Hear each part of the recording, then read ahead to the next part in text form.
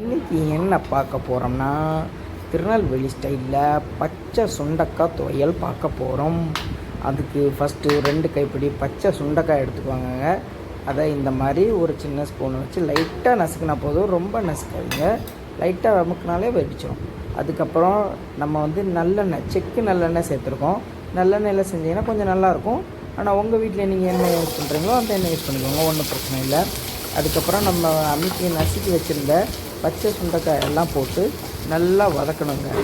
இப்படி நல்லா, அதாவது எப்படி சொல்கிறதுங்க, தோலிலாம் நல்ல நிறம் மாறுற அளவுக்கு நல்லா வதக்கி வச்சுக்கோங்க. சரிங்களா? இந்த மாதிரி மாறிடணும். அது மாதிரி நல்லா வதக்கி வச்சுக்கோங்க. சரிங்களா?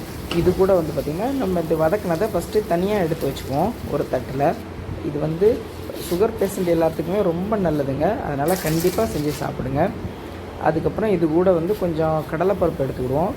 கடலைப்பருப்பையும் அதே எண்ணெயிலே போட்டு லைட்டாக நல்லா பொன்னிறமாகிற வரைக்கும் வதக்கிக்குவோம். இது கூட கொஞ்சம் உளுந்தம்பருப்பும் சேர்த்துக்கலாம்.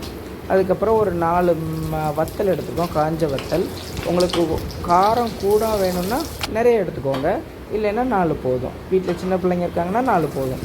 அதுக்கப்புறம் 10 சின்ன வெங்காயம் எடுத்துக்கோங்க. சின்ன வெங்காயம் உடலுக்கு எப்போதுமே நல்லது, அதனால் சின்ன வெங்காயம் ஒரு 10 சின்ன வெங்காயம் எடுத்துக்கோங்க. அதுக்கப்புறம் ஒரு 4 பல் பூண்டு. ஒரு பூண்டு வாயுவுக்கு நல்லது, அதனால் பூண்டு கொஞ்சம் சேர்த்துக்கோங்க. எல்லாமே சேர்த்து நல்லா கொஞ்சம் கலர் அதோட நிறம் மாறுற மாதிரி வதக்கிட்டு, அதுக்கப்புறம் லைட்டாக சின்னதாக ஒரு புளி சேர்த்துக்கலாங்க. புளி எதுக்கு அப்படின்னு பார்த்தீங்கன்னா, எந்த பொருளையும் கெட்டு போகாமல் இருக்கிறதுக்கு உதவுங்க. அதுக்கப்புறம் நம்ம தேவையான அளவு உப்பு, சின்ன உப்பு, அதாவது தூள் உப்பு கொஞ்சமாக சேர்த்துக்கோங்க. சேர்த்துட்டு லைட்டாக வதக்கிட்டு, அது கூட நம்ம ஆல்ரெடி வதக்கி வச்சுருக்கோம்ல அந்த சுண்டைக்காயை சேர்த்து நல்லா கிண்டி விட்டுட்டு, அதுக்கப்புறம் ஸ்டவ்வை ஆஃப் பண்ணிடலாம். சரிங்களா? ஆஃப் பண்ணிவிட்டு இதை காய வச்சுருங்க. நல்லா ஆறுனதுக்கப்புறம் ஒரு மிக்ஸி ஜாரில் போட்டு நல்லா அரைங்க. ஆனால் இது பார்த்திங்கன்னா லைட்டாக நீங்கள் தேவையான அளவு தண்ணி ஊற்றிக்கலாம். ஆனால் மையாக அரைக்கிறதுல சரிங்களா? நல்லா குறைன்னு இருக்கணும். அப்படின்னா தான் அந்த துவையலுக்கு ஏற்ற மாதிரி இருக்கும். நல்லா மையாக அரைச்சிடாதீங்க. லைட்டாக தண்ணி ஊற்றி அரைச்சி எடுத்துக்கோங்க. எடுத்திங்கன்னா இப்போ பாருங்கள், உங்களுக்கு நல்ல ஒரு குறைன்னு இருக்கணும். இந்த கையில் உருண்டை பிடிக்கிறோம்ல, அந்த மாதிரி உருண்டை பிடிச்சி வச்சுக்கோங்க. இது நீங்கள் புளி சேர்த்ததுனால ஒரு 2-3 நாளைக்கு கெடாமல் இருக்கும்.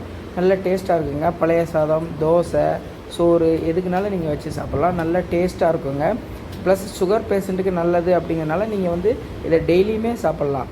இது பச்சை சுண்டைக்காய் துவையல் திருநெல்வேலி ஸ்டைலில் இருக்குதுங்க. இனிமேல் இது சாப்பிட்டுட்டு நீங்கள் கமெண்ட் பண்ணுங்கள். இந்த மாதிரி டெய்லி வீடியோ உங்களுக்கு நீங்கள் பார்க்கணும் அப்படின்னா இந்த சேனலை நீங்கள் சப்ஸ்கிரைப் பண்ணிக்கோங்க. நன்றி, வணக்கம்.